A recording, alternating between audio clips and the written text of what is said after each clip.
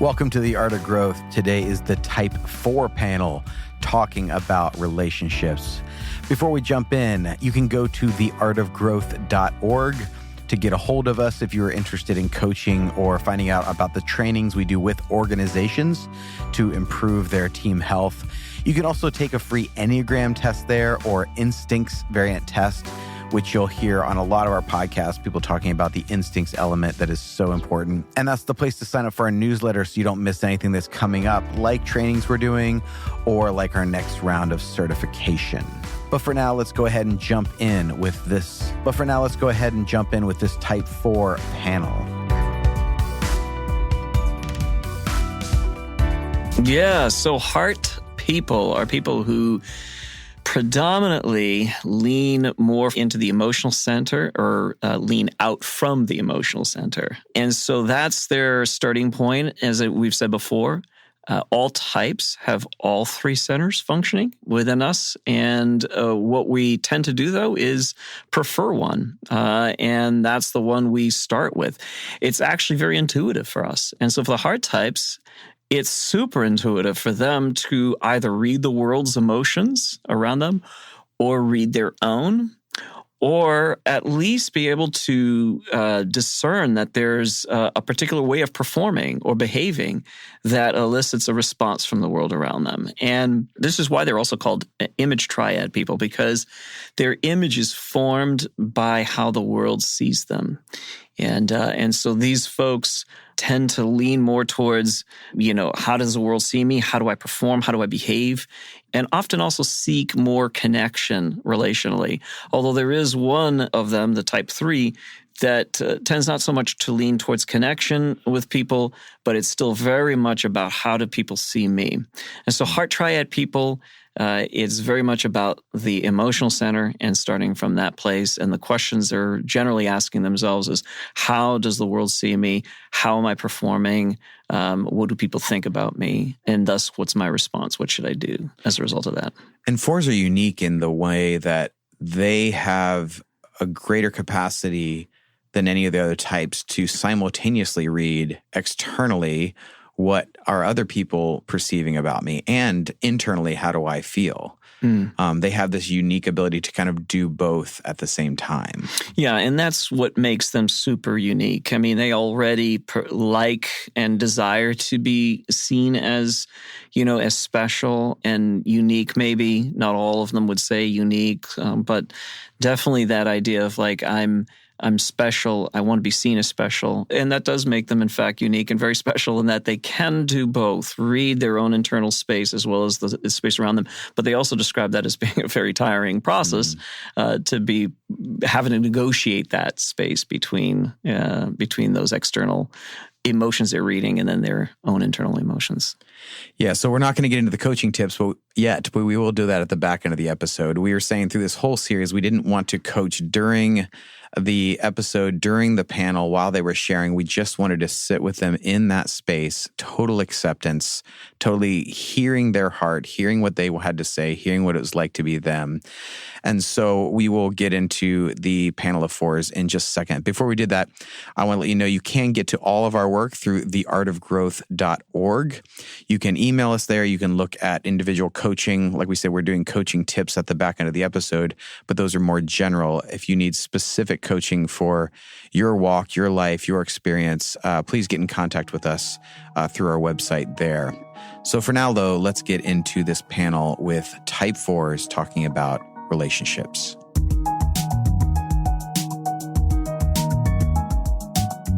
All right, welcome to the 4 panel. I'm here with Liz, Tuck, Christina, and Katie. And I'd like to hear a little bit about you guys. Tell me a little bit about yourselves. So I'm Liz, and I have always been a more sensitive person, sensitive towards others, sensitive towards animals, and been told that I was too sensitive. But I think that there are a lot of strengths to that too.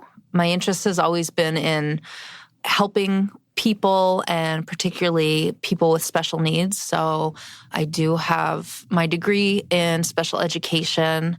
I worked in that field for about 12 years. I now am working with a different population of very young children with autism and trying to start a small business. So I think that having a lot of emotion has been challenging, but has helped me a lot throughout my life. And I am married with one 5-year-old boy. Like I said, I absolutely love animals. So we have 2 dogs and a cat, and we're one big happy family. For me, I find joy through getting into nature, especially the ocean or the woods. I find joy in children, all children, and in animals. And I find a lot of peaceful joy in meditation. It's a practice that I've been growing for a while.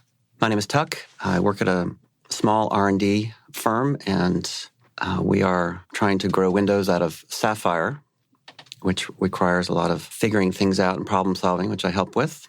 The machine requires lots of maintenance and upkeep and often end up creating new parts. So I do work with my hands. Love the outdoors. My happy place is hiking with friends up a beautiful mountain or riding my motorcycle through the gorgeous countryside of Vermont. I like people. I like to gather people. And this may come up with a later question, but so I get people together. We go on off for a great weekend because I'm up for having a good time.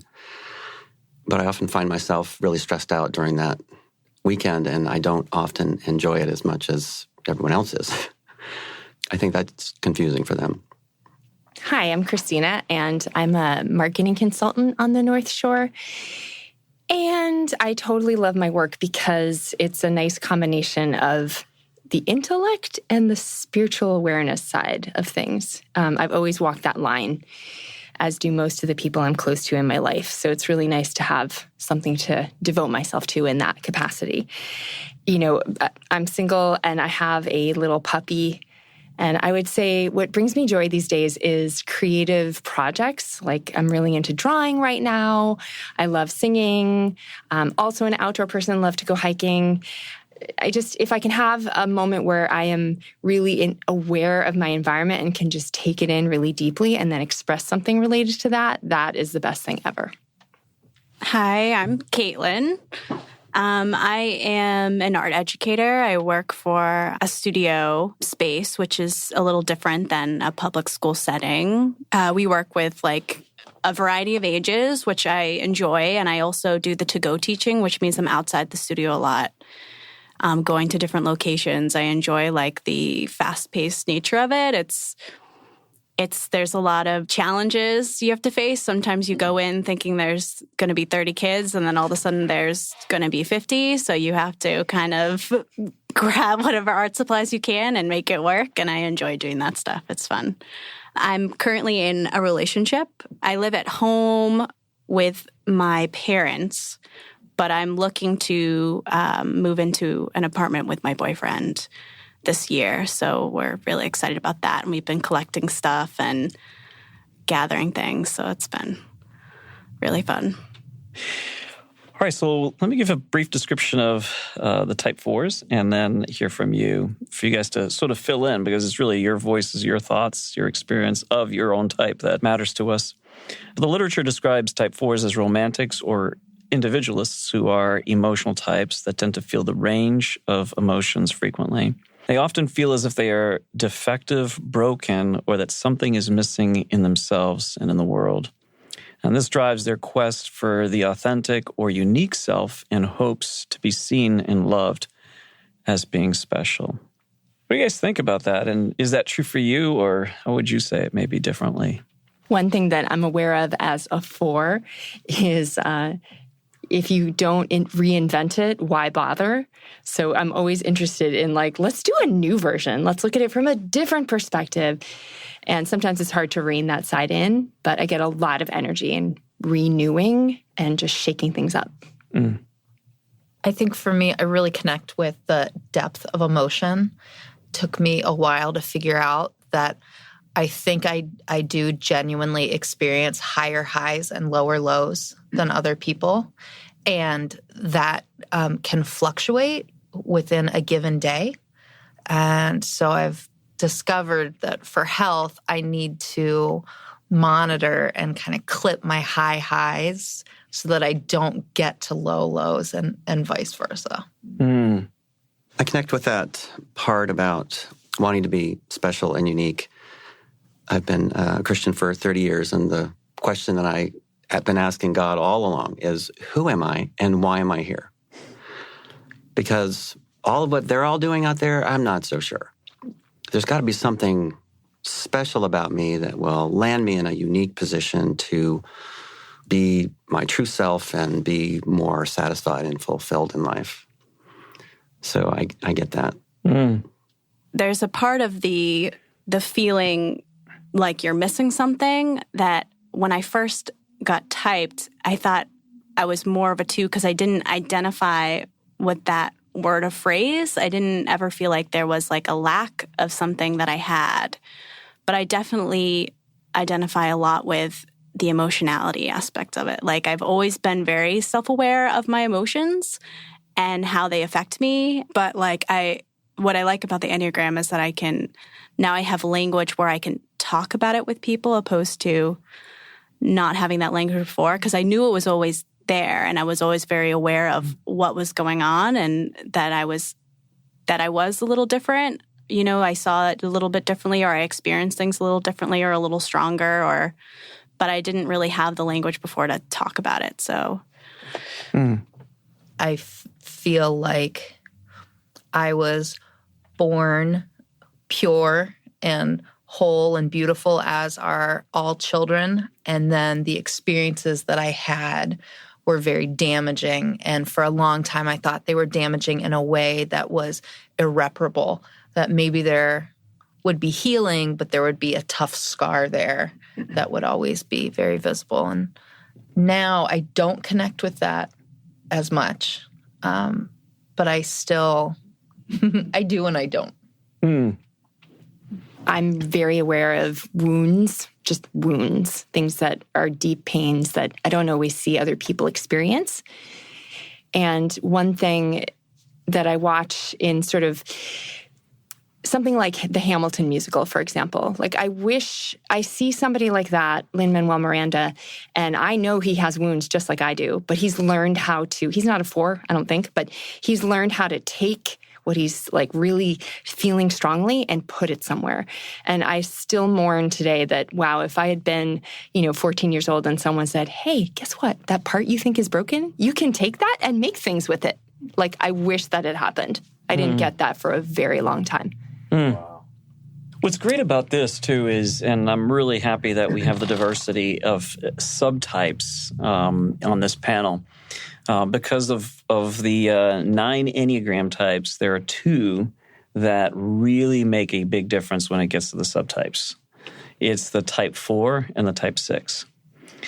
In the type 4, there's such a difference from subtype to subtype that at times one 4 will not recognize another 4. It is remarkable how that consistently. You're laughing. Apparently, that's true. There's a lot of that seems to happen in the circles that I'm in, where one 4 says, if that person's a 4, I'm definitely not a 4, or that it can't be a 4 because I'm a 4, and that tends to happen quite a bit because of how different you express your type through the subtypes. So it's great to hear, because I'm already starting to hear some of that emerge as you're talking, like to be able to take a sense of being broken and funnel that through something where you could succeed and be good and provide some sort of outlet for that. But it manifests differently from the subtypes, where some turn more inward and some seem to turn more outward based on that. So, yeah, so you echo with that. That's what you said. You feel like, yes, that if I could have somehow been told that I could have used my 4, that sense that I had, and actually do something significant with it. That's your experience of it. I definitely connect with this sense of missing something wrong, and that's why part of why I still am asking the question, why am I here and who am I? Is I don't seem to fit. I can't see that place for me, so there must be something off. I didn't have any language for this until in my late 20s. And it's only recently that I've started allowing myself to even feel these emotions, recognize them. So I think it also would have been super great early on. You're not broken. You're not deficient. You've got everything you need.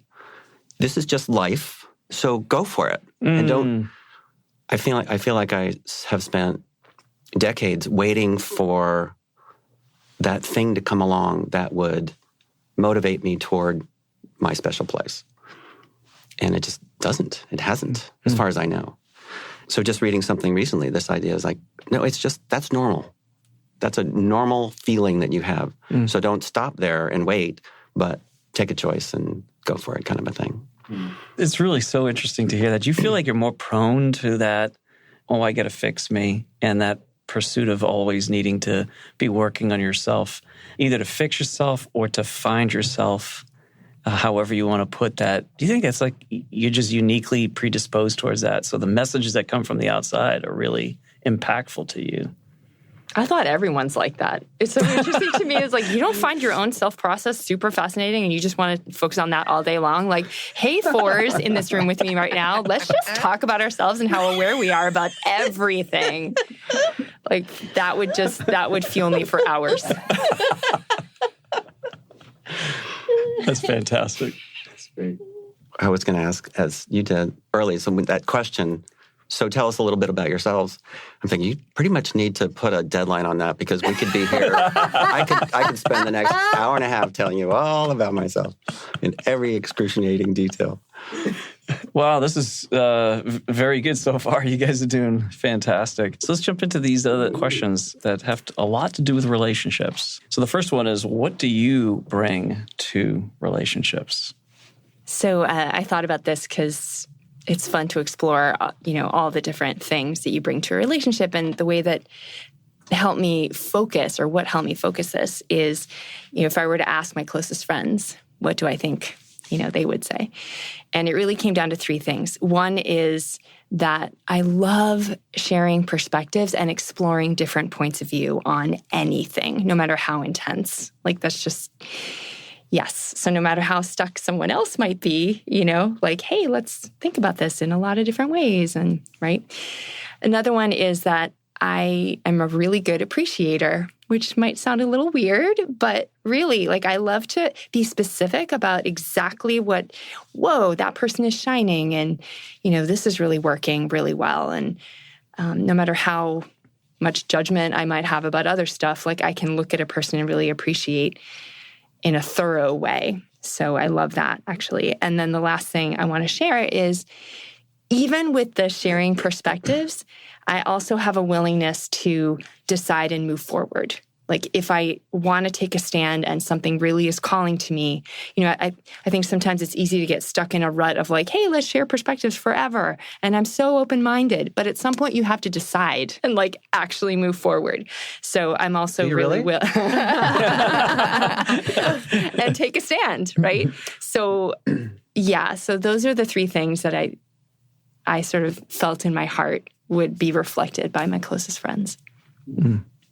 So I like your perspective about what would your friends say, but I'm going to go a different route, which is, I think on a good day, when I'm feeling healthy, that I am more happy and outgoing and adventurous, and I love to gather people together and take them on the adventure, wherever that might be, and pull together a group and get away for a weekend. And the idea is that we would be together and in relationship, and it would be fun and fulfilling and satisfying. So that's something that I think I offer. And I've done that many times and have gotten good feedback. Although I mentioned earlier the confusion of the difficulty that I have often with my expectations around that weekend and those expectations never really being met to the level of detail that I think about everything. So I think I also have a listening heart. I'm a good listener. I think I understand sorrow and loss enough to help people when they're going through it. And I've gotten good feedback about being a good listener, being someone who offers good counsel and wisdom along whatever we're talking about. I think this question is so interesting because I'm in relation with so many different people at first I thought of it just in terms of my marriage, but really it's thinking about how I relate with my friends and my parent and my young son and anyone that I interact with, that I run into that I'll just meet once in a day and never see again. I find all of those relationships to be really meaningful. I hope one thing that I bring is a presence, that I'm wholly there and completely there. Today I went to a store and I had to get a gift card, and the cashier said, "This I haven't done this before." And I said, "You know what? I am not in a rush at all. Take your time. I've been a cashier. I know how stressful that is."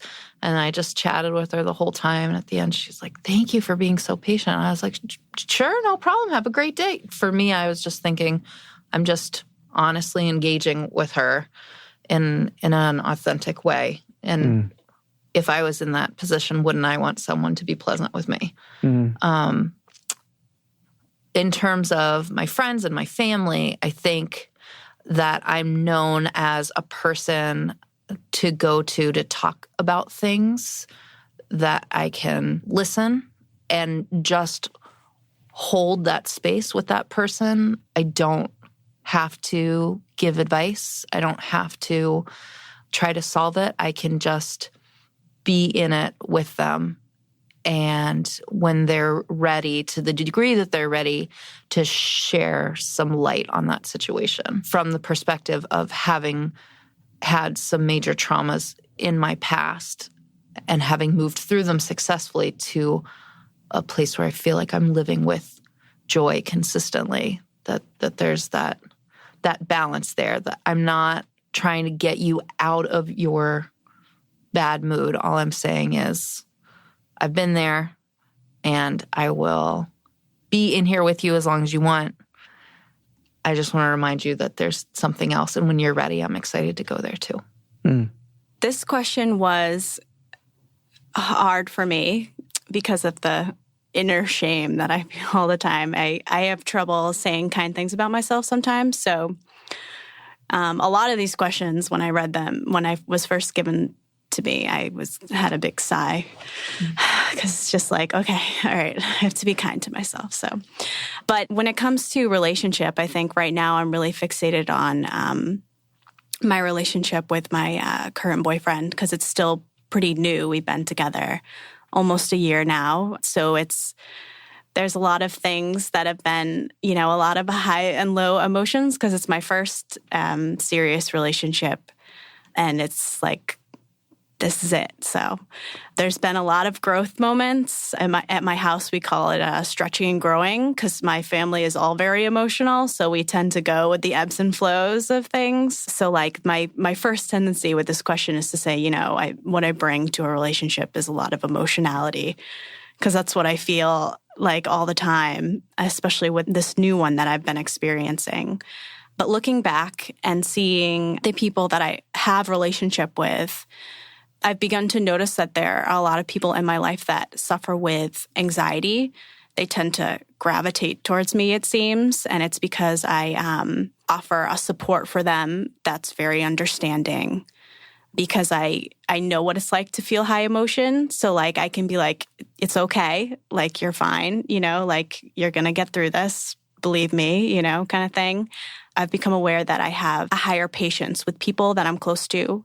When it comes to emotions, I know how hard they can be. So I know that I bring a lot of that comfort and peace to a relationship because of those experiences and the people that tend to surround themselves around me. And yeah.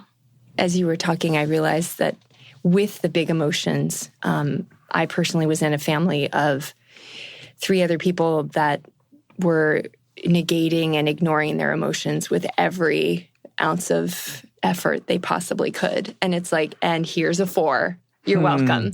It's like, here comes the volcano of lots of big feelings. And so guess what everyone gets to do? They get to actually start feeling things too.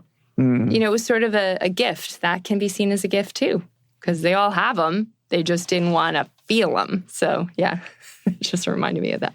Yeah, I have my boyfriend is an Enneagram 1.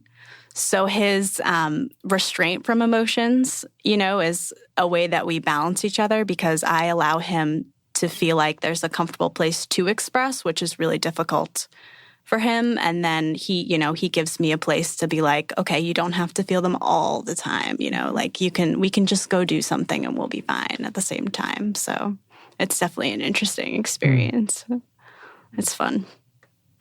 Within my marriage that I have, that my wife feels comfortable enough to share things with me that she wouldn't with others. On the Enneagram, she's an 8, and she's tough. She's very tough, and there are times that she will share something with me that she hasn't shared with anyone else, and I'm very honored that she would trust me enough to share that piece with me.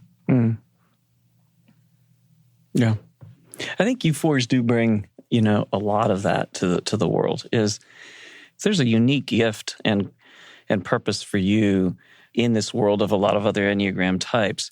And every type brings something so necessary for human thriving, And you fours, you bring out and give language oftentimes to emotion, to what's going on internally. There's also a beauty that you bring to the world because of your attention towards the aesthetic that's oftentimes missing in a lot of environments, even if it's relational. It shows up in all kinds of different ways. But you're interested in that, and that really does bring about that missing oftentimes component in a very utilitarian world that is, oftentimes just trying to get through life, getting things done. And you bring the other side to it, which is the human touch, beauty. And so there's so much that I think fours bring to relationships that's beautiful.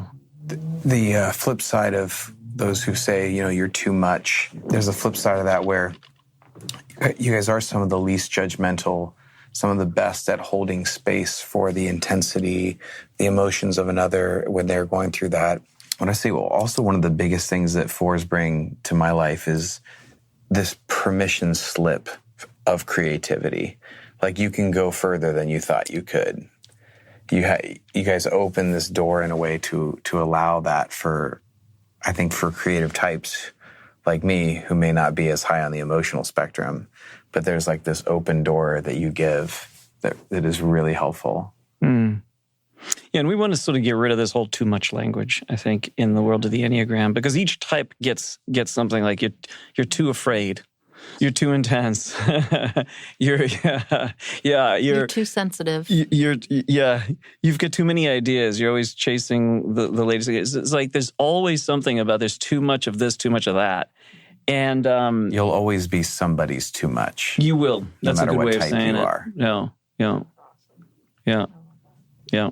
I also have noticed that I've been living in a couple of towns that are wealthy towns, and they tend to be very competitive. And I never felt really part of the town, but I never felt like I was missing something either, only because I look around at all the hot shots and I know that they're avoiding stuff, and that I have, if they really came to me and were ready to open their heart, that I would have a way to help them. I've heard other people that are in these really competitive environments where the kids all have to go to college and it's all this huge game of sorts of succeeding. And I never got sucked into that. Never. That has never been an appeal to me. I think it's because I'm a 4. I think it's because to me, it's my thing is just being authentic, and I just want to feel what I feel, and I just need there to be space for that. And then you guys can just do whatever. So when you're playing your lacrosse game and you're really upset about your dad or whatever, come see me because, we can go deep. I don't feel like I'm missing out because I'm not living your perfect, wealthy, whatever lifestyle. And I just say that because I feel like in America, there's a dream of wealth and perfection and success that is so easy to get sucked into. And I think being a 4 has helped me not get sucked into that. Mm-hmm. And so that's a really positive way of seeing and viewing your 4 instead of I'm not enough or I'm just not measuring up. Yeah. Or maybe I've felt not enough for so long that I'm kind of like almost comfortable feeling not enough. And I know what to do with that feeling. So when other people fall into that and they feel like this, I'm lost and I don't know who I am, I'm so comfortable. I'm so habituated to that domain. Like, I'm your gal. Let's talk. Yeah. Yeah. There's a level of confidence you have in that. I feel like I'm feeling that level of confidence in that space for you. Like, absolutely. If this is your experience or you start to feel like you're not enough or you're struggling to fit in, I mean, this is a world I know. Right. Isn't that so funny? I'm super confident about feeling like I'm not enough. I got this. Yeah. I'm confident about not being confident. Yeah. I think your perspective is really interesting because I do not share that. I definitely have had so many times where I've felt caught up in the competition of those around me and feeling like I'm not enough and that I was a failure. And I went to an extremely competitive high school. You had to test into, and 1% of the students in our county got into it. And then once I was there, I just constantly felt like a failure. And it wasn't a group style of learning. It was everybody was against everybody else. And I drowned. It was absolutely awful. And my self-esteem was so, so low. And I left that experience genuinely believing that I was a stupid person, that I was just not that intelligent. And it really made me choosy about my college and finding a college, small little hippie liberal arts college on the West Coast that was all about group learning. And I think that's part of where the seeds were planted for me to become totally fascinated with teaching people that other people said couldn't be taught, and saying, no, like, this is our group responsibility to help these people. We're going to find a way, and I'm going to find a way, and it's going to be creative. Oh, yeah, and we're going to have a lot of fun, too. That's excellent. Yeah. All right, well, let's move on to question number 2. What do you need from your relationships?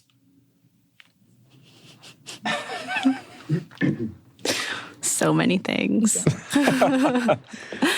Say more. Do you want to start? Sure. Okay. So many things. I definitely need a lot of support in my decisions because sometimes it takes me a while to get there, only because I worry about a lot of stuff for no reason.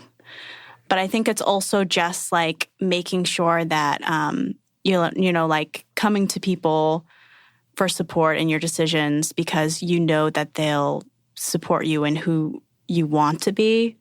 Kind of like reaffirming to myself, because I already have a decision that I want to do. It's just like because of my social part of me, I need like a confirmation from somebody else that that's like a good idea. And I'm like, oh, okay, all right, okay, that's good. So support is helpful for me just to be like, yes, that sounds good. And I go, okay, all right, I can do it now. That's great. Because I doubt myself a lot in my head. And like physical comfort is like a big thing for me. Like I need a lot of hugs and physical attention because I just like, I'm so internal all the time that I think it provides just like a comfort that is like more external than like my brain, which I spend too much time in. But at the same time, I also need the one-on-one sharing to getting down into the emotionality of things, and just like being open with each other is important to me. Having that emotional intimacy is a big deal for me because it helps me feel closer to people, and then it helps me feel like I can also share, and then I feel loved in return. So that's like it's a big thing for me too. So you need from the relationships, you need them to also help draw you out or help. You're nodding yes? Okay. Yes, because a lot of my best friends, the people that I have closest relationships with, are more extroverted than I am because it's harder for me to just be myself around people. I need people that can draw it out of me. So like all my best friends are like more extroverted than I am. Like they ask really good questions. So conversation is just really easy, or they talk a lot and they fill up the space and I can just listen. That's fine. Like, I'm okay with that too. You know, it's just like it allows me to have space to enter in without having to feel like I need to do it myself, because I have trouble with that. On a good day, I just want from a relationship someone to say, yeah, let's go. I just want a playmate. Let's go out there and have a great time and live, enjoy all that's out there. In a more intimate world, I think I need someone who with patience with me as I navigate the complexities of any given moment, up, down, and sideways. I need someone to appreciate me for who I am and what I have to offer. I need someone who's non-judgmental, has a listening heart. I need encouragement. I need lightheartedness, especially in those times when I'm feeling like I'm in the mire. I need someone who's playful, who's lighthearted to help me, to draw me out of that, which I want to do. I've read that 4s are comfortable in this world of emotions. I don't feel like I am. I spend a lot of time trying to avoid these emotions or mask them or escape them in all the many ways of doing that. So I don't want to be down in the dumps. I'd much rather be happier. And I need generally help to do that, to get out. Along with that, this idea of being comfortable with emotions, one of my escapes is Netflix. So a million shows out there. So many of them, I just have to stop. This is too dramatic, too emotional. I know where they're going. I know that I'm being manipulated right now. I'm super sensitive to manipulation. So I can tell when a writer of a show is trying to dig into that particular spot. It's like, yeah, I feel uncomfortable, so I'm turning you off. It's been an education. As I'm more and more identifying with the 4, I'm trying to honor my emotions more and let myself actually just feel them instead of running for the hills. So I have a plan. I haven't initiated this plan yet, but to take one of these shows that I find uncomfortable and actually make myself sit there and say, okay, what am I feeling? I'm feeling this. I'm feeling this. And just sit with that. And we'll see. I don't know if I'll be able to handle it. But if they're there, as you mentioned, everyone's got them. I need to learn how to handle my emotions. And this goes to the types. I really appreciate you saying this. This is diversity. Again, there's some who say, I'm comfortable with emotions. I used to ask that question of type 4s, are you comfortable with emotions? Now I realize after hearing from so many of them, it's like, no, it's not always true. It's sometimes there's a lot of repression of them. And if you're the self-preservational type, there are some of them, the 4s, that have been repressing their emotions for so long they can't even name them. They just know that they're there and they feel a lot of them, but they're just always trying to repress them. So appreciate you saying that. And then the help of somebody who is a friend who can sometimes help maybe pull you up and out when you're hitting some of those lower emotions. That's good to know that. Along with the other things, I think there's something universal about the need for affirmation or the need for approval, the need for some kind of like, we're in a relationship here. Could I get something from you? Yeah, absolutely. Yeah. The importance of the external. Yeah. That's what we're talking about. Yeah. That external outside kind of, how do you see me? And I need to hear that from people that matter to me. Right. It brings balance to the turmoil. Also, as 4s, if we're that unique, and that's a huge value for us, then acknowledgement is, and I would call it acknowledgement, maybe not approval, but acknowledgement is really key. Okay. Yeah. I don't know if you were done. Were you done? I'm all agree with you on that one. Yeah, that's it. That's good. I just want to throw that in. So acknowledgement. Okay. Yeah. Not just acknowledgement, if I may, but authentic acknowledgement. I have people who I've heard people say something along the lines of, good job, you did that really well. But there's a big difference between good job, you did that very well, and that's great. So I can, back to the manipulation and thing, I feel like I'm super sensitive to if someone's being authentic about their approval, appreciation, acknowledgement, or not. So it's got to be real. Otherwise, I'm not happy about that. It has the opposite effect. It's like, you're saying this, but you're not saying There's this. some sort of manipulation or some There's kind something of... going on there. Yeah, okay, yeah. Yeah, I see that a lot when I do art as an artist. When I show somebody a piece, I'm looking for like a wow reaction. Like if they just go, wow, this looks great, I'm just like, okay, so it's not good enough. I need to keep working on it. Like this isn't what I wanted, or like sometimes you can show it to people that just don't understand it. And then it's just like, okay, let me get my other friend that will actually, will support me in the answer that I'm looking for. Or like my artist friends that will actually be like, you should do this instead. And I'm like, okay, thank you, a critique. I can work from that, I can't work from that looks great, It's just like, okay, that doesn't help me. So. And as you were saying that, I was thinking of myself as the viewer of your art. And then when I'm looking at your art, my response would be completely directed by how authentic does it feel to you? Like if I feel like you really wrestled with something real for yourself, I don't know if that's exactly where we're headed right now, but I just want to throw that in. Like if I feel like you are just posing, which I think is such a response. If you're just trying to put on a show, Poser. It's like, I'm not feeling this. But if I know you went into something, and you came out the other side transformed, then that feels like, oh yeah, go for it. That's awesome. Yeah. Yeah. I just realized that's probably a response. That's great. So I can speak to what I need in a relationship. I'll be specific about in my marriage. I need someone who will bring me out of the darkness just to remind me that there's some lighter stuff around. So humor is very, very important to me. Humor is important in a marriage. If dark humor is really important, that when things are just awful, if somebody can say something that is so off key and make me laugh, I so appreciate that. Like, oh, you get it. So it's not necessarily, I'm not looking for somebody to be like, hey, everything is roses and let's go play. I'm more looking for somebody to acknowledge where I am, but bring me out of that it doesn't have to be quite so serious. But with that said, I'm not looking for a rescuer. I'm not looking for anybody to come save me. I need to do that myself, and I need to monitor myself. Like I said, with the high highs and the low lows, I've had multiple episodes of very severe depression. And what I'm now learning is looking at the steps and the antecedents to that and figuring out what I need to stay healthy so I don't get to that point. But I do need from my wife, I need help in identifying some of those antecedents.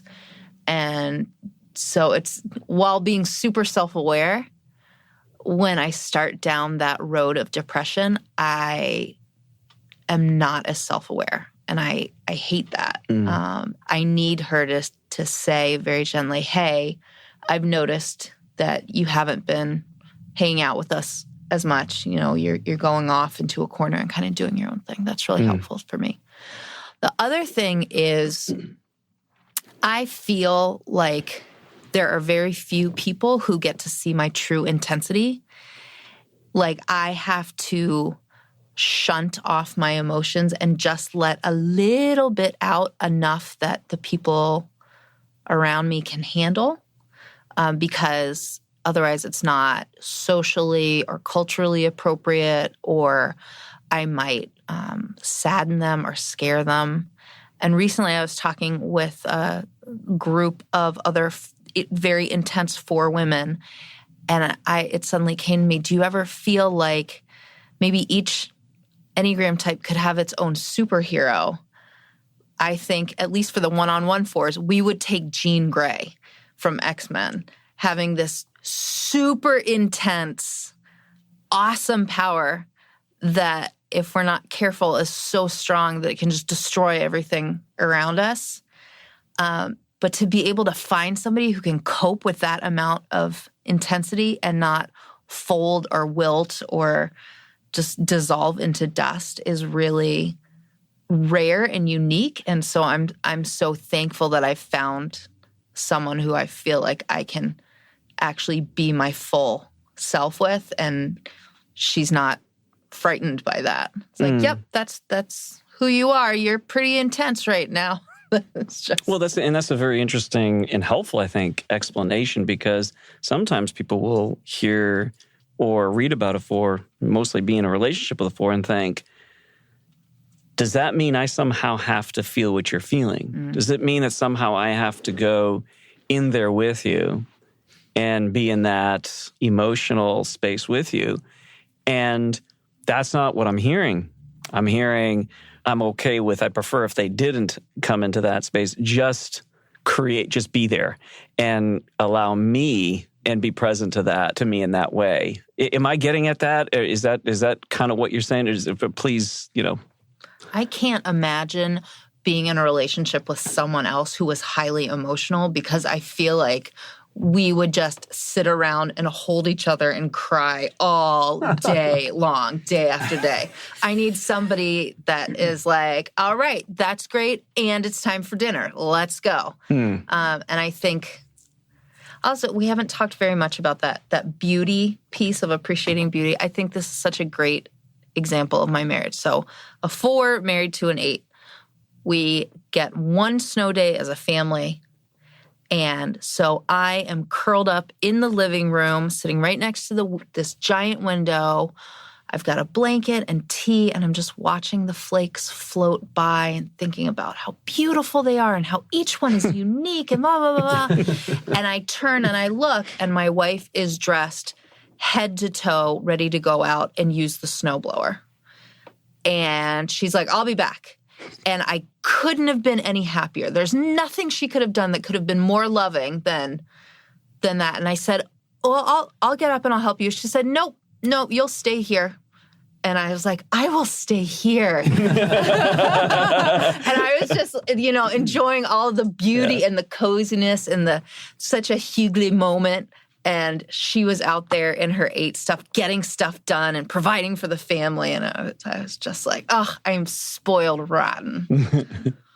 I will add one more. I pretty much am nodding my head at everything you guys are saying. And just what you've been saying has been inspiring me to go a little bit deeper. And one thing that kind of bubbles up is this feeling of almost divine quiet, sort of that space in between everything.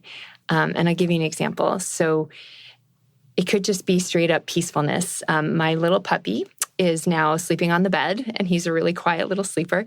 And when I sometimes wake up in the middle of the night, there he is, this black lump on the white sheet, and he just feels like total peace to me. Like if I just sat with this for a moment, and I would just start to cry. Like it's just so, that kind of like, there's this peace that can't even be explained. It's way beyond all the activity. And I have felt that with people in my life as well. It's sometimes harder to get at that because I love talking and interacting and whatever, but that feeling that there's a deep peace underneath everything between us. I definitely feel that with my puppy and with my closest friends, I would say.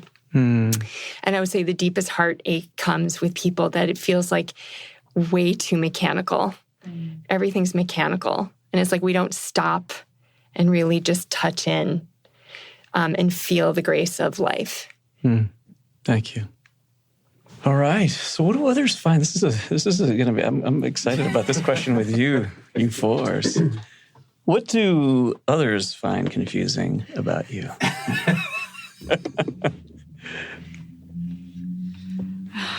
I've been, so me and my boyfriend went over these questions together, which was helpful before I came in. So we were talking about this one in particular, and I find it hard to imagine that I would get to that place, because I find with most people, I don't tend to show them all of me, so that way I don't want people to be confused with me, because I want everyone to like me. So I don't release my emotion. My boyfriend actually said, well, maybe that's what confuses people, is that suddenly you have like this outburst, because there are times where I just like can't hold it in anymore, and I'll just like cry, and they'll be like, what is happening? Those are like the moments where people would find me very confusing. But for the most part, I tend to hide it so well that I don't, allow people to be like confused by it. And mine is a little similar to that. I would say that sometimes people close to me, they'll see me in an upset and they think that it's much worse than it is. Meaning, like, yes, I'm in pain and I'm going through something horrible. And it's like, oh my God, we have to really worry about Christina. And what I would love to clarify is like, no. I know that I go into these places. I have done a lot to make sure I have a support system, and I know I have tools now, right? And I can go into the worst places, and I have like people to contact. I've got things to do, I'm very practical about this dark, dark stuff. So like, talk to me in a week. Oh, how are you, you poor dear? And I'm like, I don't even know what you're talking about. I forgot. Like I've moved on, right? So like, I'll go into the dark, but right back up. And I don't do that to make everyone think that I'm okay. I just do it because I want to live my life. And I'm all right with the dark, but I also know it's just, let me just get what I need to get from that and then move on. Mm-hmm. Yeah.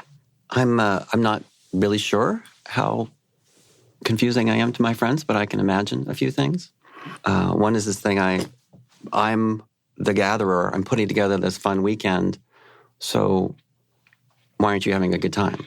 They're thinking that of me. So we're all having a good time here. What's wrong with you? Also, when I'm healthy, I'm just healthy and happy, and everything's great. And people think you're happy, you're joyful. So why aren't you happy and joyful?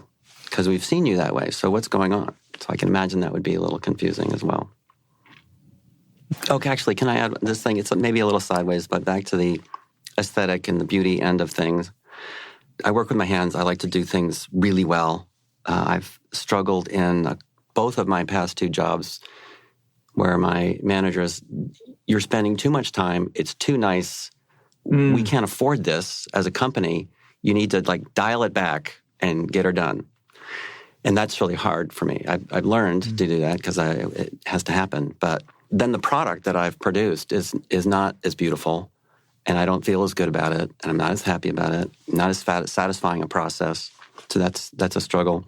But part of that, attention to detail and things that are beautiful being very important to me. A friend came up who was not a 4. We were in a group. It was somebody's birthday, and last minute, said, hey, I had this idea. This person is more of an idea person. So I had this idea, and I got these little pieces and parts here. Can you just work your magic and throw it together, and we can give it to this person for their birthday? And I'm feeling it right now. Because this isn't a video, everyone in the room just cringed. And it was a perfect moment of differing types. They were trying to do a nice thing for our friend, was recognizing my gifts. It's like, oh, he's good at this stuff, but not getting at all the perfectionist side of it and how difficult. So I'm immediately divided. Well, wow, I didn't actually get this person a card even for the birthday because we're doing this big group thing. I want to do something. I want to support this friend. And then here's this opportunity, but I can't do this. I can't just whip it off. I don't do that. If I were my own and did this for this person, it would take a week. And this guy wants me to do it in 10 minutes. It was extremely difficult for me. It was very hard relationally in that moment and continuing because I felt so unseen and like, you don't get it. So I cranked it out. It was so less than that I made this person that we gave it to give it back to me. And then just at the birthday the year later, had spent more time on it and represented the gift to my standards or something closer to my standards. It's fascinating how different types interact and good or everybody, you said everybody cringed. Everybody cringed except for me. I felt a pang of guilt. Oh, Joel. I've done that quite a few times too, and I'm sure they were to certain type 4 friends that I now recognize as 4s. And that's so important because in this conversation that we're having, and that those of our listeners who are listening to this, to certain types, when you're saying that story, they're feeling that like, what, is there something wrong with that? Like, how could that be wrong? Because they're thinking, I'll speak for me, I'm thinking, well, of course you could pull off. You're amazing at this, and I think you're amazing at it, And so it's perceived that way from the one asking.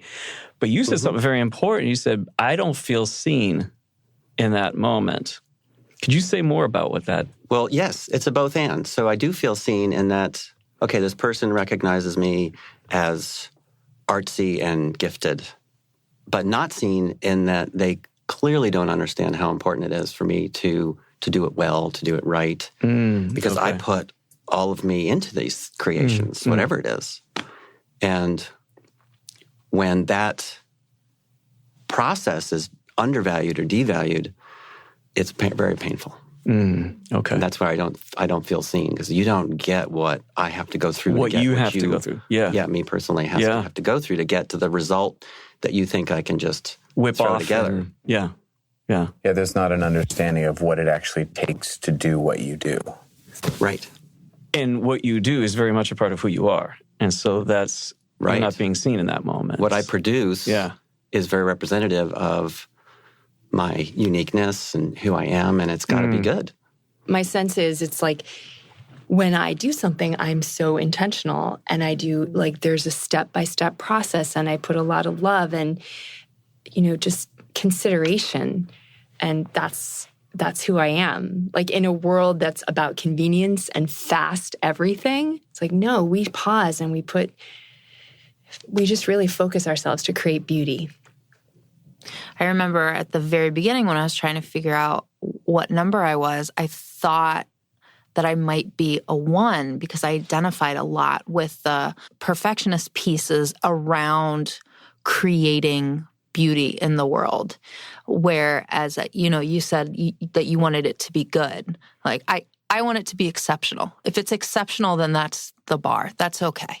And that means if I'm making a worksheet for a math class, it's going to be the be-all, end-all worksheet. And if there's a typo in it, that is unacceptable. And if my spacing is off or something, that is unacceptable, because not only do I need to present the information in a very clear way for people who may have visual impairments or processing problems, but I think something that's missed is that when 4s create beauty, it is an expression of love. So what I'm bringing to the table, it's a math worksheet, but this math worksheet, if it had something written on it, it would say, I love you. I love you. I took so much time and energy and effort to craft this so that it would be as lovely and pleasing as possible to look at. And if you have really significant learning disabilities, that it's going to be received in a way where it's not going to cause you anxiety, even though you hate math, and it's going to be inviting and interesting. And I'm going to express that through a math worksheet. That is excellent. I love that. So, I have a danger of needing that in every single facet of my life. Oh, yeah. So sanity as a 4 is to recognize, like, what are the most important kinds of beauty that I offer? That's been a huge relief, because then I can let go. Okay, so this particular aspect of my work doesn't need to be a Michelangelo. It can just be simple because it does the job. So, like function versus beauty, always walking that line. I could not agree more. Yeah, and I think it's been really helpful to me to also carve out time to understand that part of beauty is having time for my family and having me, if I give everything that I have and I have nothing left to give my family, that is a very ugly side of me, and I want to create fun and beauty with my 5-year-old every day that I go home. So if that means that this particular thing I've allotted 5 minutes to do, we're going to do it in 5 minutes and it's going to be done, because we need to save that energy to funnel into the areas that are the most important and meaningful to me.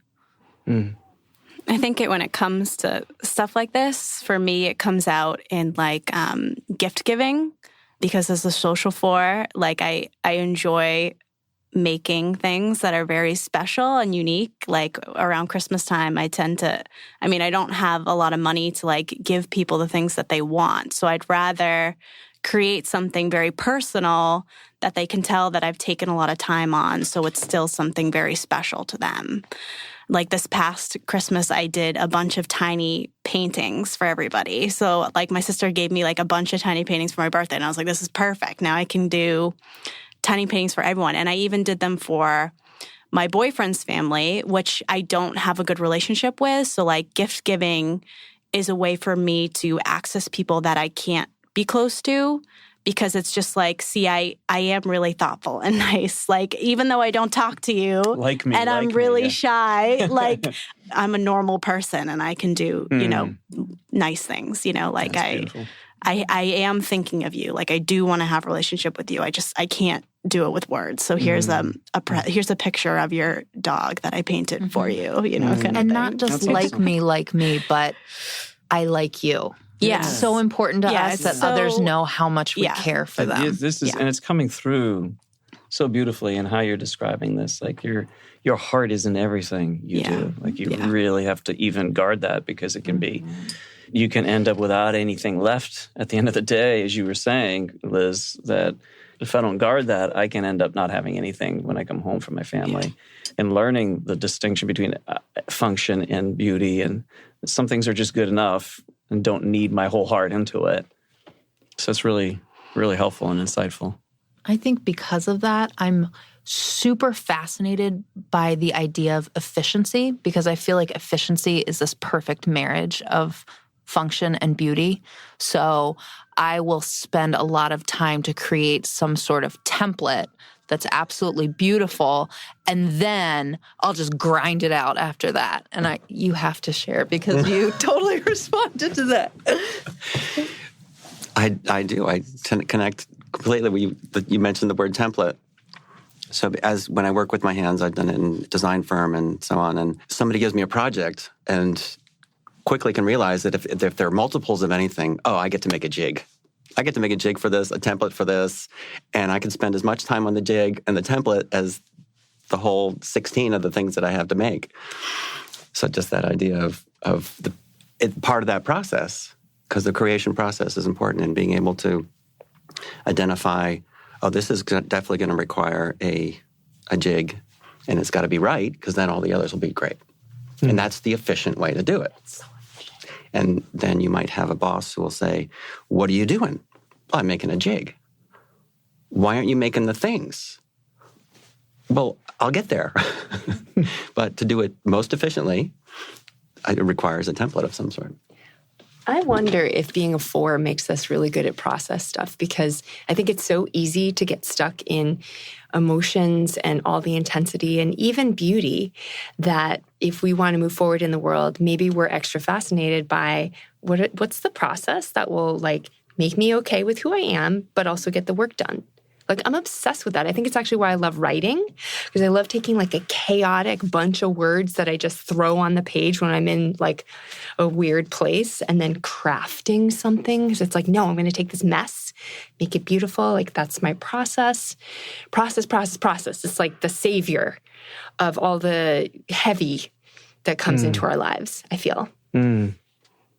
And that's what I love about my profession in art education, is that there's like a shift from product focus to process focus. Like, it's all about what you do to get to that endpoint, opposed to just like creating an endpoint. Because I think often in a lot of art ed settings, it can be very crafty things, which are very frustrating, because there needs to be like more deeper intention involved when it comes to like art making, and like you can teach kids about that and give them the knowledge to get to that place. What about the sort of flip side of that question is, what do others find confusing about you? Well, how do you feel misunderstood in this world? So it's a nuance difference, but it gets at something I think that's really important. So how do you feel? What are the ways you feel like you've been misunderstood? I think one way, probably the biggest way that I have felt misunderstood, because I've heard this label so often of being too sensitive, people around me have thought that I am fragile and that I can't handle stuff, when actually there is this depth of strength within me that is stunning. And it's taken me a really long time to identify that. So while I can be very vulnerable and while I can feel things very, very deeply, there is strong, intense power around that too.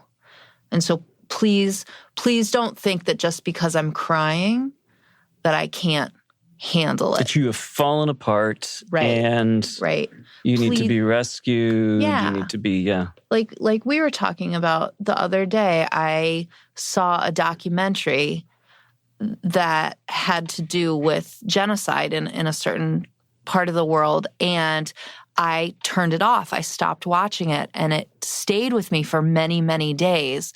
And at the most basic level is because it deeply, deeply hurt my heart that anyone in the world would have to experience that pain. Not that I identify with that pain. I'm not saying that. I'm saying that my heart hurts for anyone else having to go through pain. And so some people might be like, wow, she couldn't even handle watching that. She literally turned it off and walked away.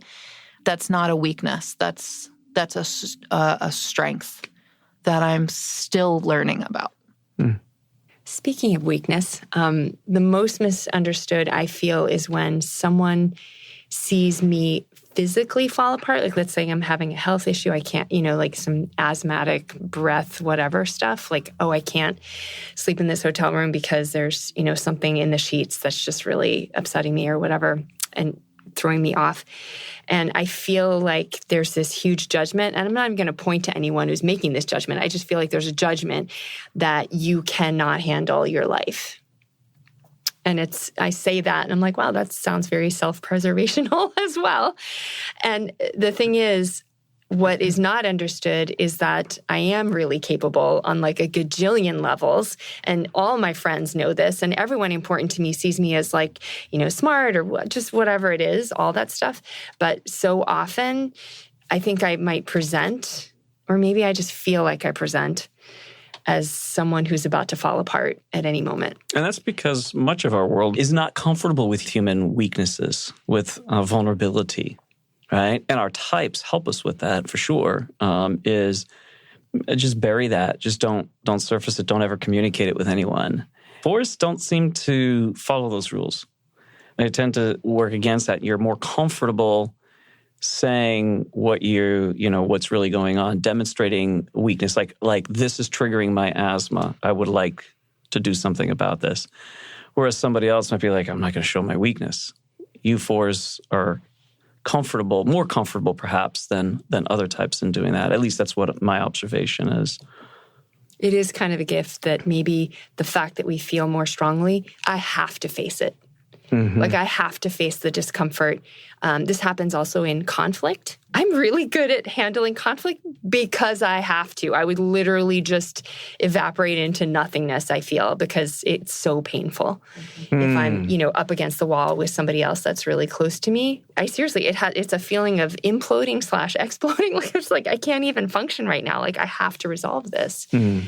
That has always felt like, is that a gift or is it kind of a pain in the butt that I just like, but in a way, it's kind of cool that I have to deal with it. So I do. So I'm getting better at that. Mm. I've been told by a lot of people that I'm very good at confrontation because I stay very calm and non-emotional.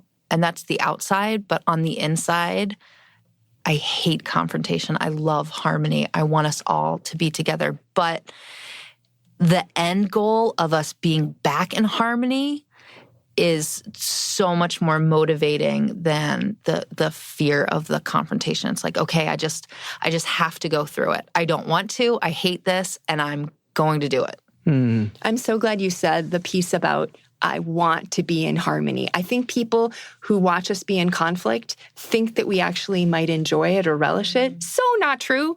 So not true. It's horrible. But we just have to do it, and so we do it because we want to be in that love place again. Because if I don't do it and I push it down, then it just festers and it gets really ugly and really damaging. Implode, explode. That's how I describe it. It's like, so let's get it out. Let's excise that wound and just deal with it, and then get back to a place of genuine, authentic, feeling comfortable with each other. I'm comfortable if you just don't bring any of it up.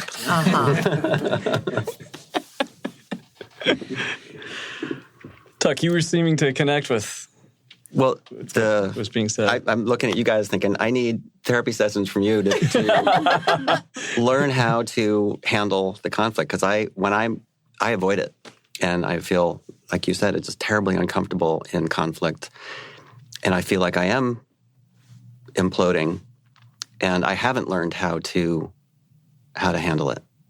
I think part of it is I haven't let myself feel those feelings enough over many years to have to figure out a way out of this. And it's actually pretty rare in my life that there is that kind of conflict that I have to deal with. So I have a long way to go on that. But there's endless opportunity. Yeah.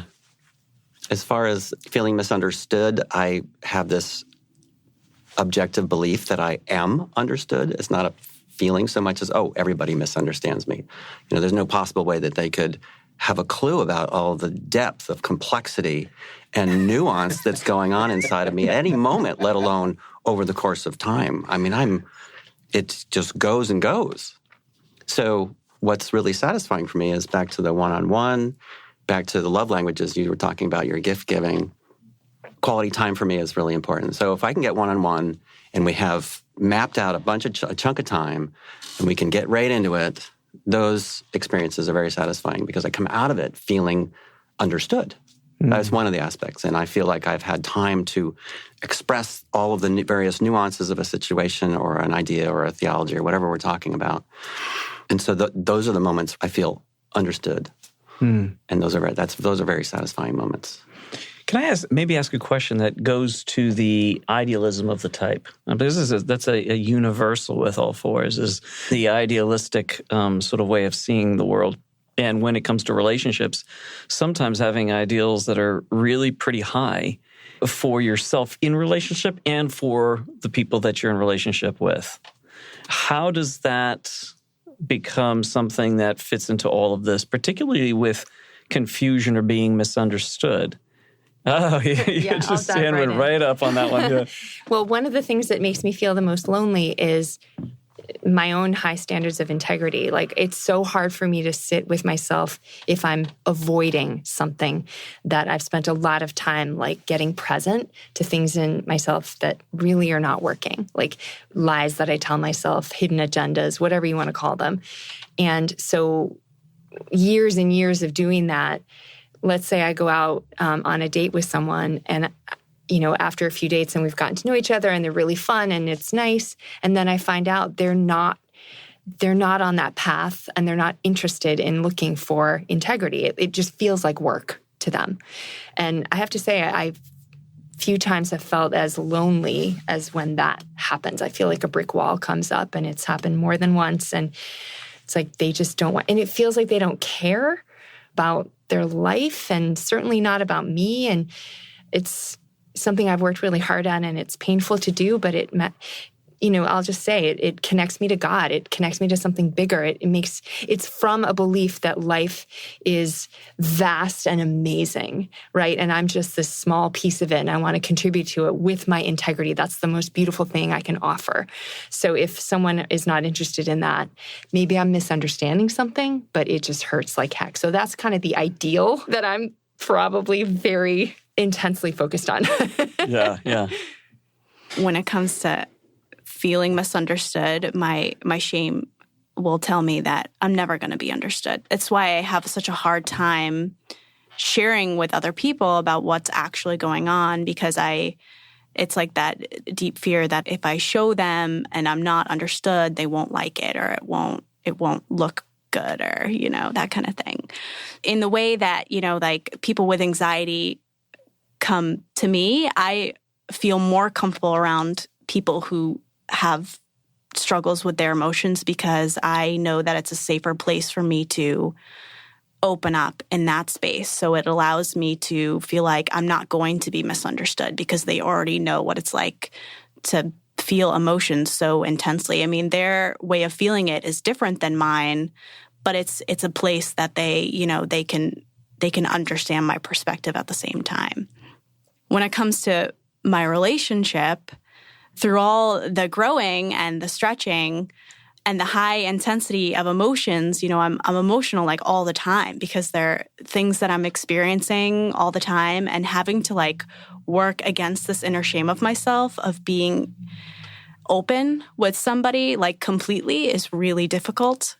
To like, he can handle it, like it's okay, like I don't have to keep holding it in, like I can just say whatever and be emotional with him all the time is fine. But at the same time, I worry that as I'm going through the stretching and growing process, because I have all this high intensity emotion, I worry that that's like the only way he'll see me, because it's like a high, new experience environment. I'm very emotional, but I feel like, there'll still be moments where I'll feel the high intensity, but I feel like there's going to be a moment where I'll feel more balanced in the way that I express what's going on. Like I'm not going to experience these same things like over and over. So I worry that in the relationship, there's a perspective I can't handle functioning as like a normal person. Like everything's gonna be this dramatic thing, which isn't the case. It's just because it was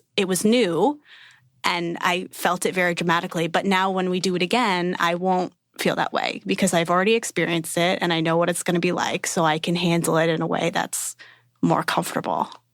So the ideal seems like it's strongly on you. You're carrying a lot of that. Is that true for you as a social 4? You're feeling like I definitely I have an ideal of me, that how I should be. Yes, I definitely put a lot on myself. And I think there's a struggle between being myself, but also being liked. So it's like there's like a hard balance, like a difficulty to find balance that I struggle with, because it's like I want to be myself, but I'm also worried that, well, like with my hair, I like it short. Like I've had it short for a long time, and I enjoy it really short. And I know that the norm for most women is to have it longer. Like I'm still fighting against that beauty standard of, like long hair is more beautiful. So it's like I worry that if I cut my hair shorter, like will my boyfriend still, find me attractive or still love me if my hair, if I choose to be myself instead of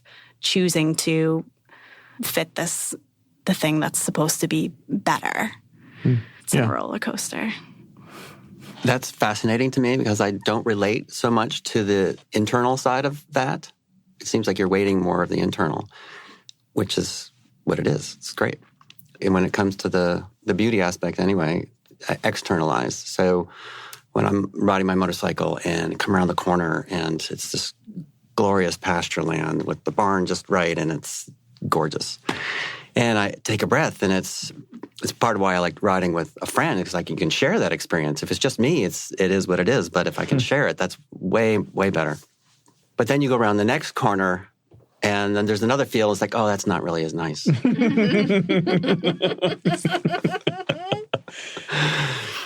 So there's a trade-off there. And then I think with friends, I have great friends and I really appreciate them. And we get together one-on-one or as a group, and I have an idea of what I want out of that engagement. And it's a high ideal. And when it's not met, and sometimes it is met, and I walk away feeling great about the gathering. But when it's not met, I tend to withdraw. And so there'll be more time than normal if I get together with somebody every 2 weeks, just as pick a point. If it's not a good engagement or it really doesn't meet that high goal, then I will withdraw a little bit, and it'll be longer than 2 weeks the next time around. Eventually, I'll get over it, and I'll be really excited to see this person again.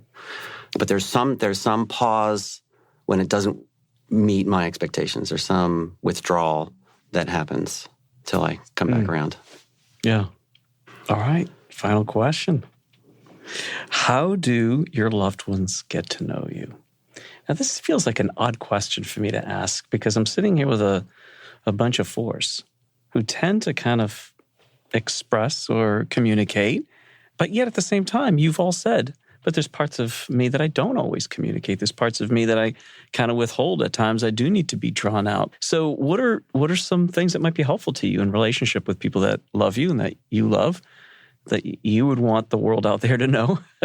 This is what helps for people who love me to get to know me. You know, it's interesting because I've been married almost 10 years, and I think my wife's family would be very surprised to hear this interview because they see a very different side of me. I'm a lot more shy around them, and I don't feel as comfortable opening up because of that differentness and otherness. I'm weird, and it's a, very traditional Midwestern family, a very large family, and coming into their lives and marrying my wife was really the signal of, oh, Kim is really gay. She's really not, turning back. So, so it made me an outsider from the beginning. And I grew up on the East Coast, and they're very into sports, and I am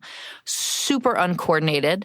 And we just have really different interests, and I love them so, so deeply. I don't know if they know that because I'm very guarded around them. I think in order for me to connect with people, I have to feel safe. I have to feel safe that it's judgment. I need to feel safe that you're not going to judge me for being who I am, that instead you're going to appreciate me, that you're going to find me quirky and unique in a charming way instead of weird and sticking out like a sore thumb. Because in that case, I'd much rather just tuck everything away and be, hi, how are you? Because the last thing I want to do is be hurt. I feel like I have to put up so many protections to not be hurt because my heart is so big and so squishy. I don't want anybody to hurt it. So there are only certain people that get to open that door, that have the key to the door to see the big squishy heart. So I need lack of judgment. Yeah, judgment-free kind of encounter with you, and then, yeah. For me, one-on-one time is really important, is because I find that when I'm in groups of people, I don't always have the space to enter in, especially if it's with a bunch of people I don't know. I don't enjoy the party crowds. I never liked that in college because it's just there's nowhere for me to feel like I can connect to someone, and there's just too many factors flying around for me to feel comfortable to open up. Because there's too many eyes, or there's too many people around. I can't. So one-on-one time is helpful for me to spend with someone, because if they don't know me, it gives me space to enter in just the two of us. Because there's, it's an introverted tendency where I wait for there to be a lull before I can speak. I have a lot of extroverted friends that just talk over each other that I can't necessarily, unless I'm really comfortable with them, I can't necessarily keep up with that, especially if they're strangers, because I feel like there's no space for me to enter in. So having that space is really important for me, because if it's just one-on-one, you ask a question and then I can ask a question.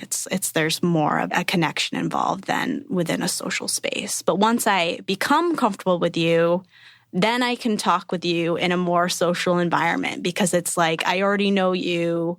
I know, how to talk to you. So it's easier for me to go out with friends, because I'm close to all these people. I can go out with friends and have conversations with everyone. That's fine. But before I know you, I need that time, because I need to feel like I have the space to be myself with you and feel that connection first.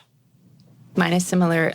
What really, for me, lets people get to know me is some kind of joint thing we do together, even if we're doing similar things. a lot of my friends are entrepreneurs just like I am. So, we're off doing very similar things, similar intentions, even if we're not working at the same business. One of my favorite books about relationships is Far from the Madding Crowd by Thomas Hardy.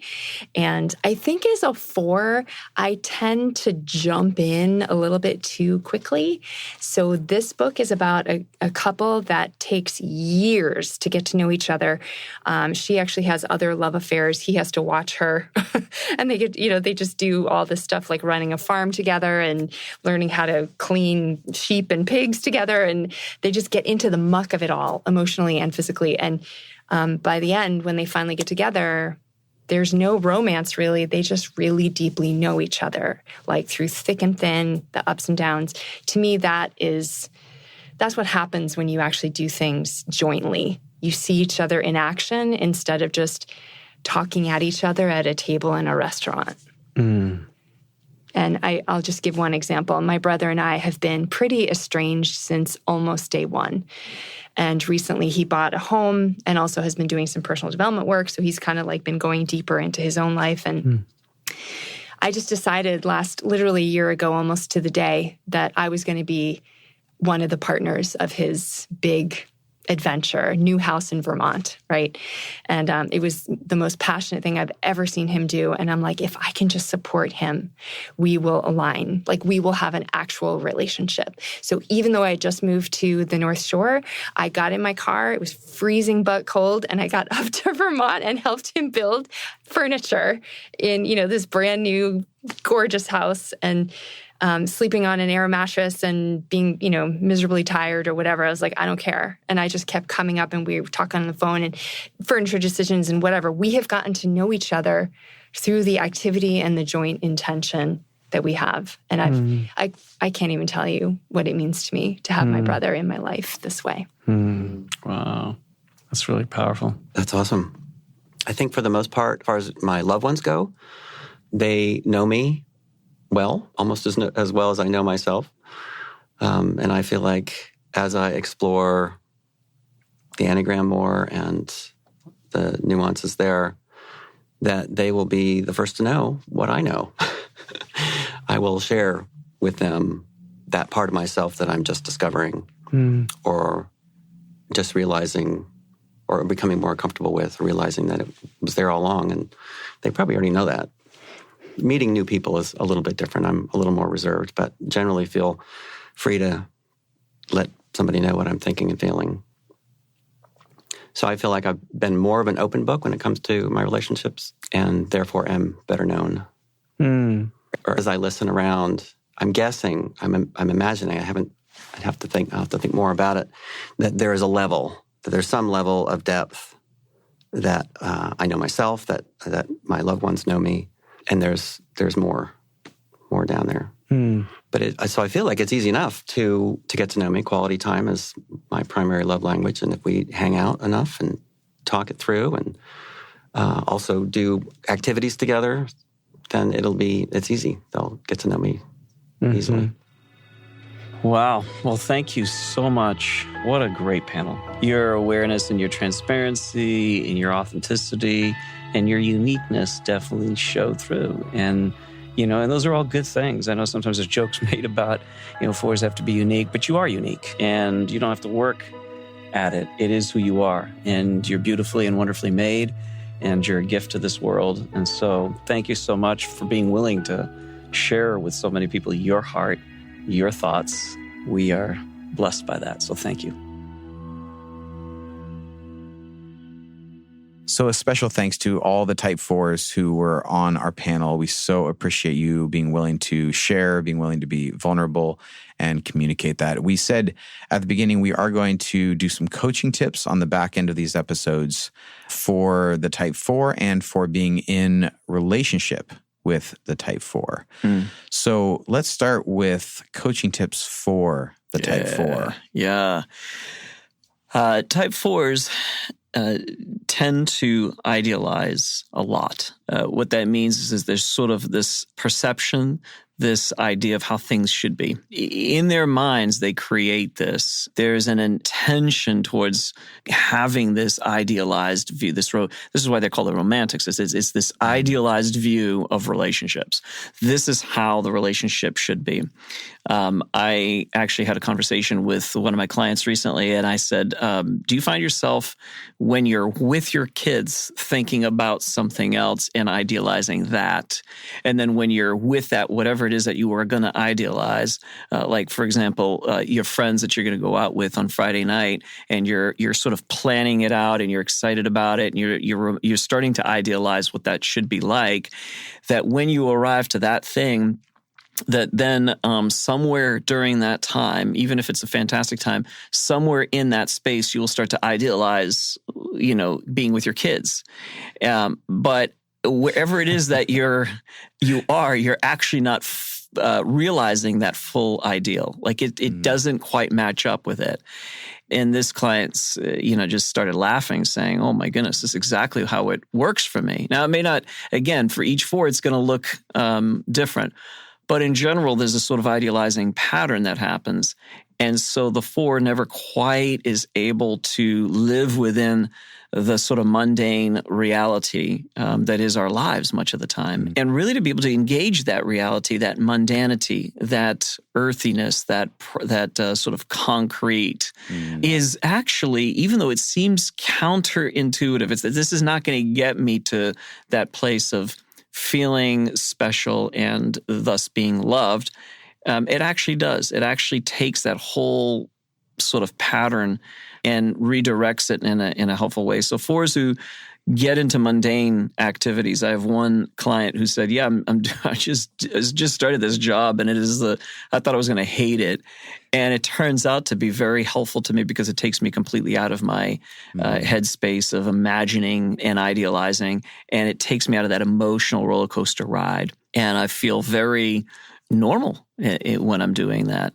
And so I think for 4s, it's recognizing that the people that you're with, it's never going to match up to the ideal. And so that's okay. It's okay because it can still be fantastic. It's okay because there's actually nothing really missing, even though oftentimes that's what it feels like. But the flip side and the positive side is, yes, there are things that are missing. Absolutely. There's always something missing in this world, missing in relationships. And so you should never totally dismiss that, but to understand the difference between the compulsion, as we've been saying, the drive, versus the discernment of what actually is missing. And the drive, the compulsion comes from this internal sense oftentimes that I'm deeply flawed as a 4. That there's something broken, something deficient, something missing about me.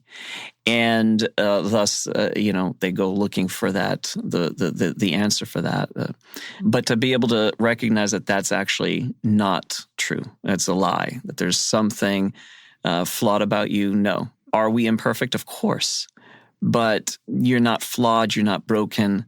And once you begin to understand that that's what the compulsion is, you can then begin to live more fully into the present moment, into the mundanity of life, and be able to embrace it a little bit more.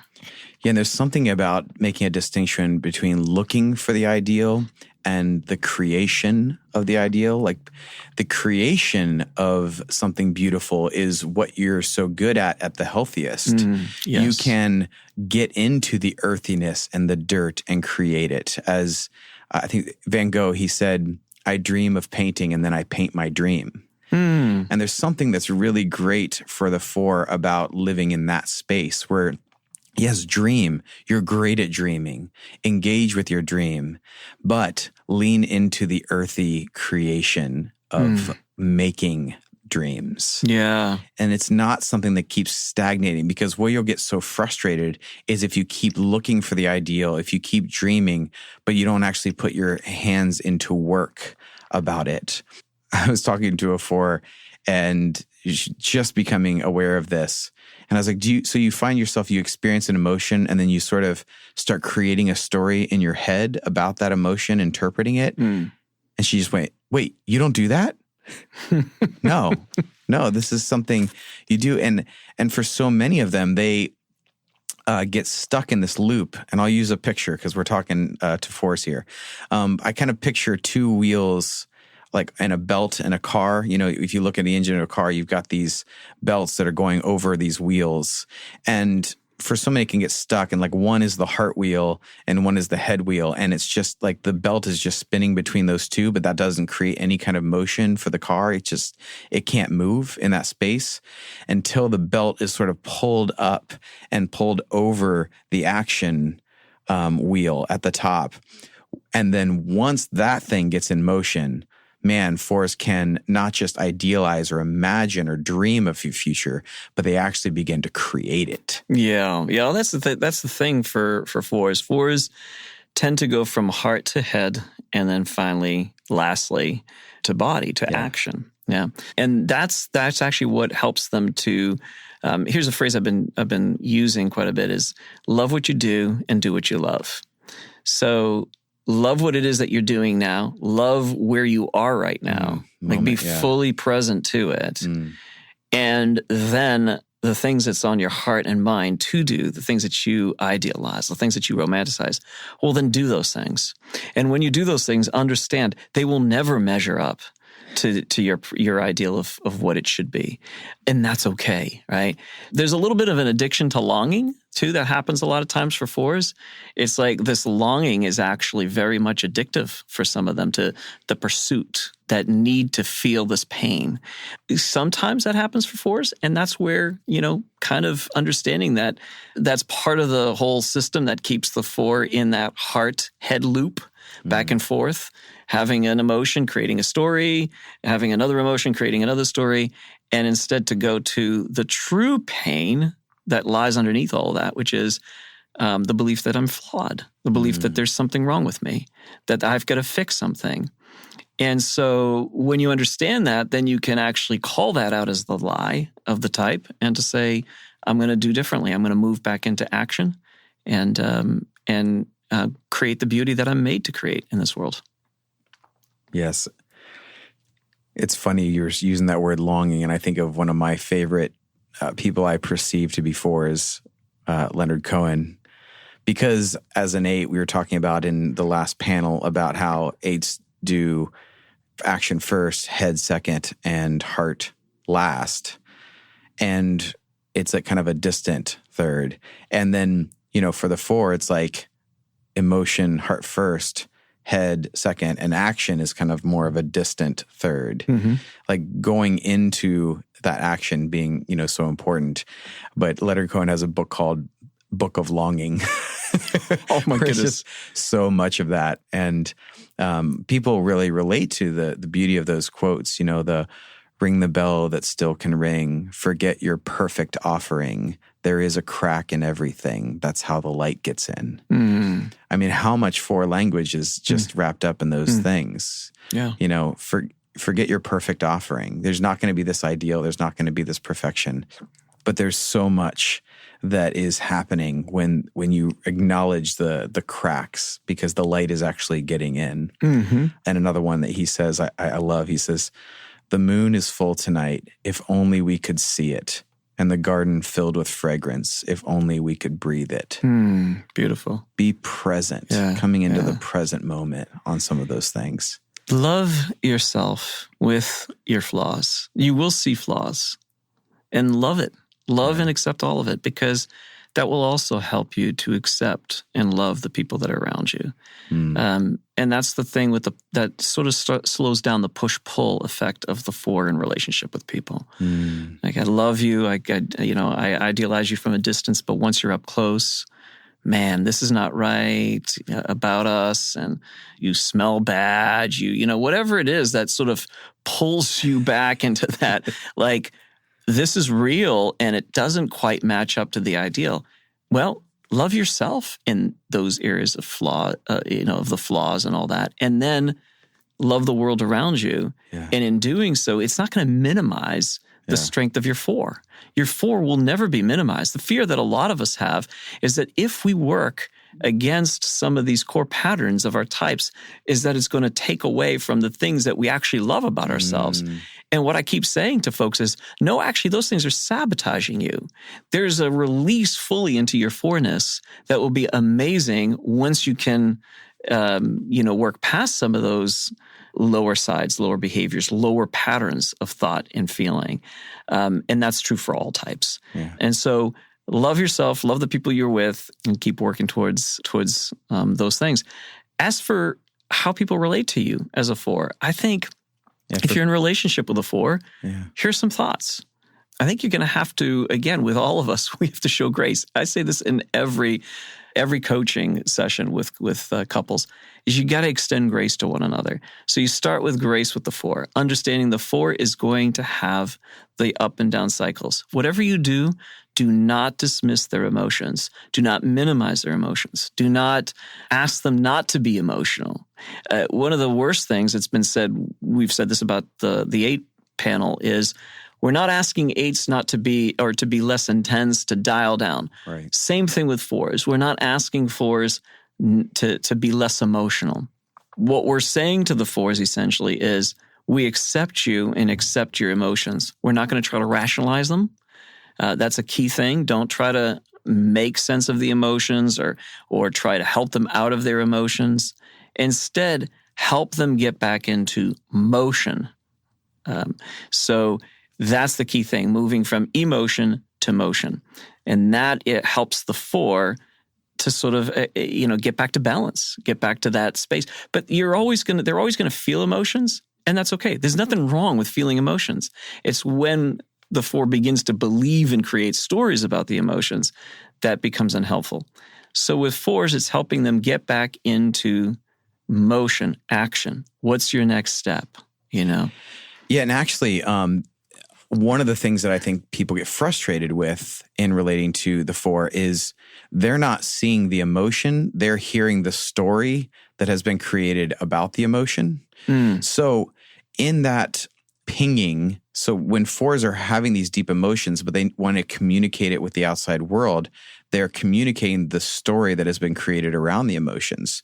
And so I think in communication, actually moving away from that story and back into the emotional space. Be like, well, what are the emotions that you're feeling in this space? What are the ones that you're feeling today? What emotions came up when you experienced this actual thing?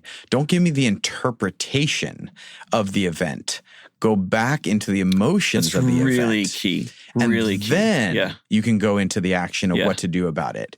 But so much of the time, it gets exhausting because you're spending all this time trying to analyze the story that has been created around the emotion, when it's like, that is going to be exhausting, never going to be able to keep up. You can't really play in that space with them. But if you say, well, what actually happened? What were you feeling in that space? What came up for you in that space? Mm-hmm. Where did you feel disappointed? And they're going to have a slew of things, but actually kind of pulling back to that and then saying, well, okay, what do we want to do about those emotions and that thing that actually happened, not the interpretation of what happened. Well, that's so well said, Jim. That this is a thing that happens when the emotions that a 4 feels then goes into the head. It's the heart to the head loop. And then it's immediately into that and creating a story. And that's actually what holds the emotion in place, by the way, has been my experience, is that when we create thought around the feeling, judgment, analysis, it holds the emotion in place. And oftentimes, this is sort of retaining of the emotions. Others, it's a resistance of the emotions. Right? What we're trying to teach folks is how to allow. So that's the great act of surrender, of acceptance of what is. And so there's an acceptance that this emotion just is. I don't need to have a story around it, but it feels like this. Right. And if the 4 does that, that's very helpful to the 4.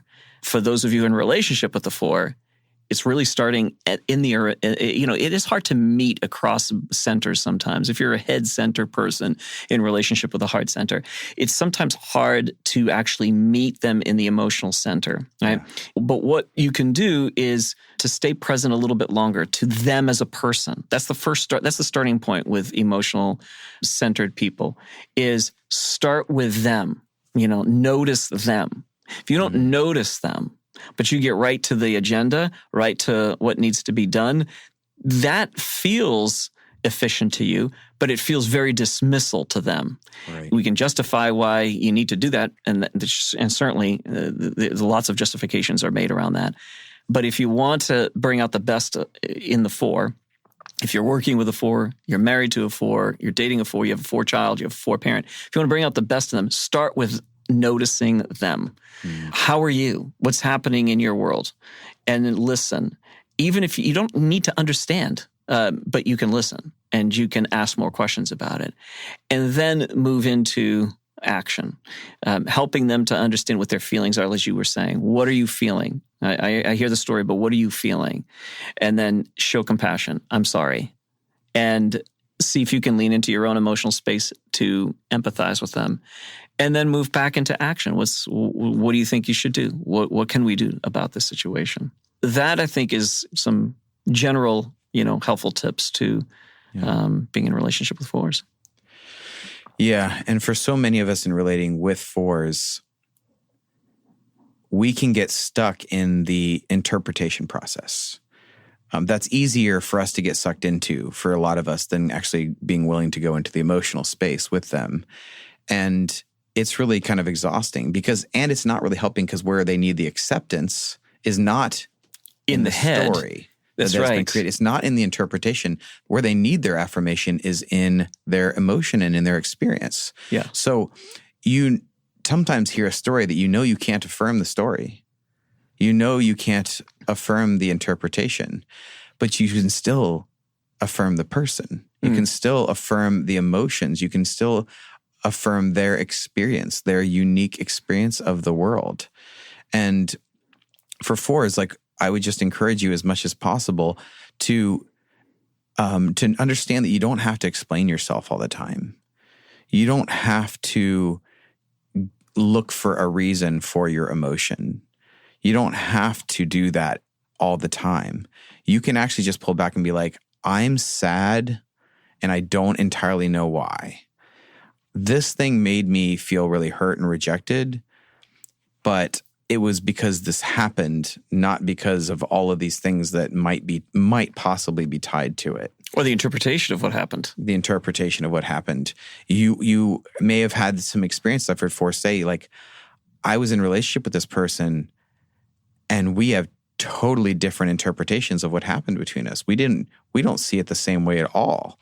And our relationship is struggling because we don't have the same experience of our interactions at all. But that's not to invalidate your experience. Yeah. And I think 4s are very sensitive to that rejection, to that invalidation, because they already feel that.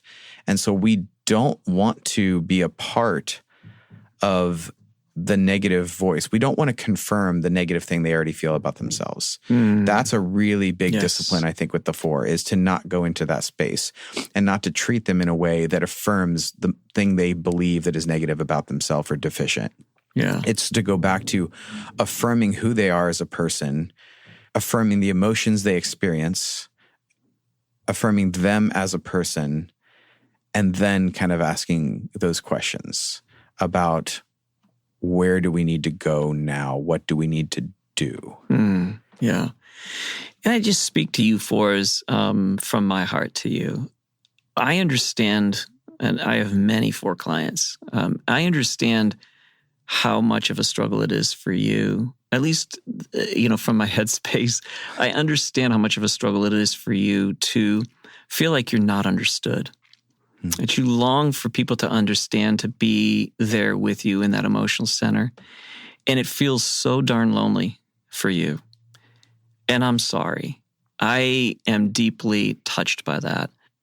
Understanding that it is just so hard for 4s to live in a world where they feel all the range of emotions, and very few people in relationship with them do. So I want you to know that grace to you, first of all. It is difficult. And secondly, for you, maybe this could be helpful, is to accept that as best as you can. The world probably will never understand. Other 4s will. In fact, I've started some community, at least one right now that I started, of 4s that now have each other's contact information. Yeah. And they've told me how remarkably helpful it's been for them to have people that understand them. That might be helpful for you to find some other fours. If you would like to be part of a community like that, let me know. And I'll do this for any group of types. Yeah. But to understand the world will never, your spouse, your child, your parent, your coworker, your boss, your employee will never fully understand what's going on inside of you. And that is okay. Yeah. That does not say anything less about you. And it's wonderful that you have this range of emotions. It is your burden to carry in some respects. And if you can somehow funnel that into the gift that you have deep within you, that is yours to give to this world, your contribution. And I'm glad to help you through coaching, discover that. But there's a contribution, a unique one for every type, for you as a 4, that is yours to make in this world. And all of that emotional energy can come through in your art, in your love for people, in your work, and it can be pretty amazing. So I just wanted to communicate that to you 4s from my heart. We love you, and we need you in this world. Yes, we need the rich palette that you paint life with. It's so beneficial to so many of us. So thank you so much for listening. If you are new to the Enneagram, you can take a free Enneagram test or instincts test at our website, www.theartofgrowth.org. You can follow us on Instagram at just Art of Growth.